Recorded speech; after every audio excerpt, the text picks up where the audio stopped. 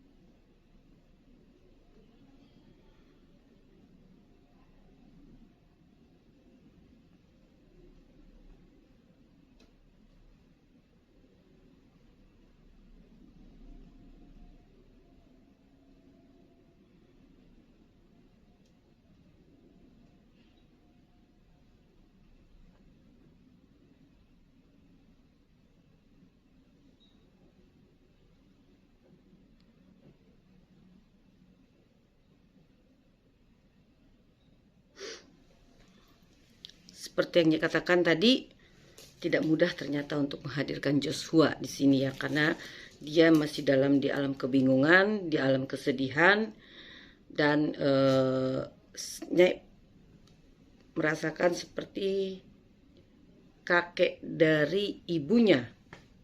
Kakek dari ibunya sedang bersama dia. Itu ada kakek-kakek, tapi kayaknya dari pihak ibunya tidak bisa merasakan lebih dalam karena terlalu jauh gitu ya. Terlalu jauh gitu loh, karena hanya bisa meraba sebatas itu saja gitu loh, nggak bisa lebih jauh lagi gitu ya, karena dipaksa untuk hadir pun itu tidak baik gitu loh, karena arwah yang memang dalam kebingungan seperti ini harusnya kita berikan ketenangan batin ya, daripada kita untuk panggil, untuk kita tanya-tanya gitu ya. Tapi Nyai berharap gitu loh, kalau memang di hari ke-30 itu nanti misalnya Joshua akan menampakkan penampakannya gitu loh ya. Kalau kita mungkin beranggap itu mungkin jin atau itu khodamnya, tapi bisa jadi karena dia meninggalnya itu kan mati dibunuh, dianiaya. Mungkin bisa jadi dia akan datang kepada pembunuhnya, kepada orang-orang yang membunuhnya. Itu biasa terjadi untuk menuntut balas gitu loh. Itu bukan itu ya, bukan karangan atau bukan hayalan, bukan nakut-nakutin gitu ya. Biasanya roh-roh yang arwah-arwah yang semestinya dia meninggal sudah waktunya tapi dihabisi sebelum waktunya, itu akan datang menuntut balas, karena dia akan bertanya kenapa saya dihabisi, kenapa saya dibunuh gitu loh. Nah, kita lihat aja 30 hari, 40 hari dan berapa waktu ke depan itu pasti dari beberapa orang yang ikut terlibat dalam kasus penganiayaan sampai menghabisi nyawa Joshua ini akan mengalami depresi berat, akan ketakutan, dan dia akan mungkin akan berbicara. Mudah-mudahan akan berbicara ya. Karena biasanya orang dengan rasa takut yang besar, yang memang dia bukan pemain dan dia bukan orang jahat, tapi dipaksa jahat untuk melakukan kejahatan, maka hati nuraninya akan muncul. Ya, dan Nyai pastikan itu. Dan kemungkinan kasus ini jujur Nyai rasakan kasus ini tidak bisa selesai begitu cepat. Karena ternyata ada konspirasi besar juga di balik ini ya. Dan pertaruhannya jabatan beberapa pejabat. Ya kan? Nah, di sini bentar.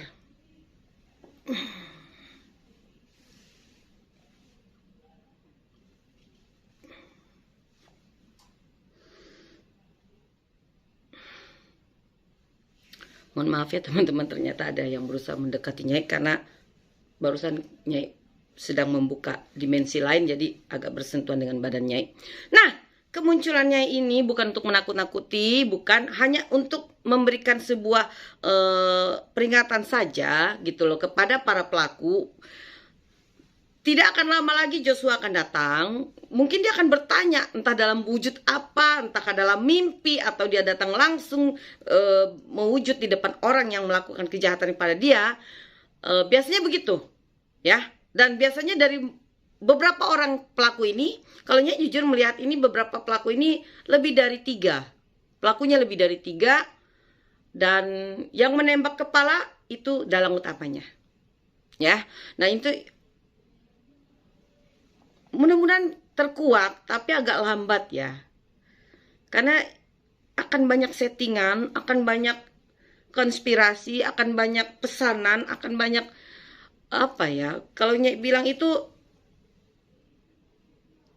kita untuk mendapatkan kebenaran, keadilan yang hakiki agak mustahil. Tapi semudah-mudahan apabila betul apa yang Nyai rasakan barusan, si pelaku, betul-betul pelaku utamanya bisa dikuak, bisa ditangkap. Nah, bukan pelaku boneka. Yang Nyai takutkan adalah adanya pelaku boneka, yaitu orang yang diminta untuk menjadi pelaku dan dibayar untuk mempertanggungjawabkan perbuatan orang lain.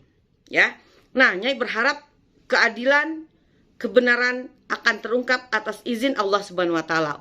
Bagaimanapun settingannya manusia, tapi kalau Allah mengatakan kun fayakun, maka terkuaklah segala kebusukan, kebejatan orang-orang yang menghabisi Joshua.